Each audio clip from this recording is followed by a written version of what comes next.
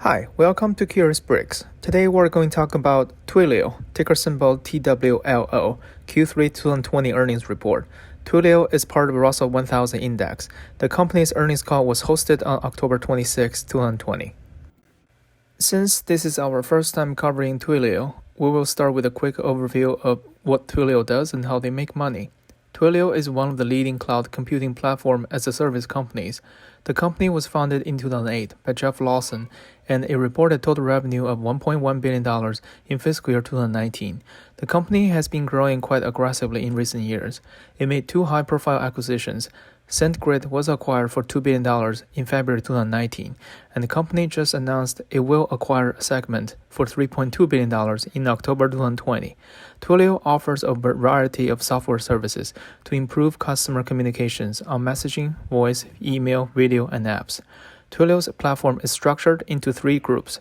Solutions Group offers fully implemented functionality for a specific purpose. Flags and account security are the main services. The services are charged on a per seat or per use basis. Channel APIs Group offers voice, messaging, video, and email authentication software that empower developers to build communication applications. These services can be offered individually or as a combination. Most of the services are charged on a per use basis. The last group is the Super Network. It is a global network of connections with numerous carriers. This group offers foundational products such as phone numbers and SIPs. The services are charged on a per minute or per phone number basis. Twilio competes with a number of smaller service providers that either provides a single API functionality or a complete portfolio service. Among the competitors, Bandwidth went public in 2017. Before we dive into the financial details, let's take a quick look at some key statistics. As of January 29, 2021, Twilio share price was $359, and its market cap stands at $57.7 billion. Neither the trading price-earning ratio nor forward dividend is available as the company is still not profitable and does not pay out dividends. As of January 15th, the short interest of total floating shares was only 3%. Now let's take a look at their latest quarterly financials.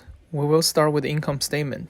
In Q3 2020, Twilio reported total revenue of $448 million, which had a 52% growth year over year.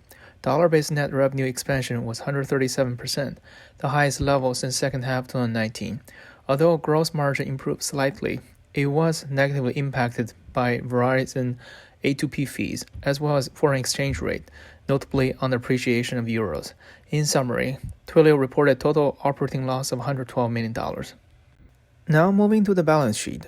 Twilio increased its cash on hand and short-term investments by $1.4 billion in this quarter to around $3.2 billion, while the long-term debt remains at around $400 million. Overall, Twilio's liquidity looks quite healthy. In this quarter, the management provided some highlights on revenue.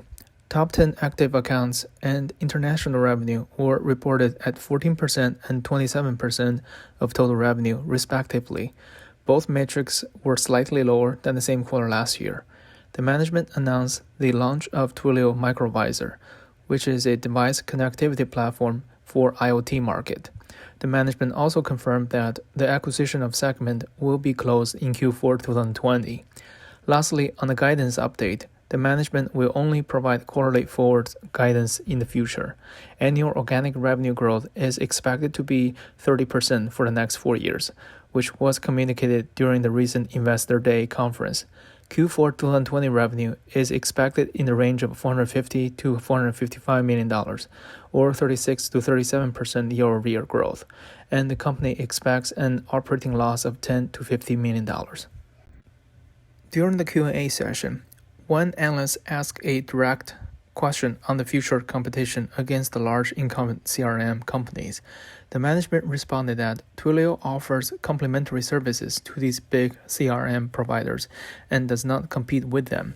Twilio's target users are the developers that resolve the communication end of customer engagement. One analyst probed further on the 30% organic annual revenue growth for the next 4 years guidance. The company sees that digital transformation has been accelerated by 6 years because of the pandemic situation. Due to this macro market shift, Twilio sees huge demand in the marketplace and it will be a generational opportunity. Lastly, one analyst inquired on the recent launch of microvisor platform. The management commented that IoT market has been through for almost 10 years, yet this field is still on its infancy. The market will grow over the next decade or more.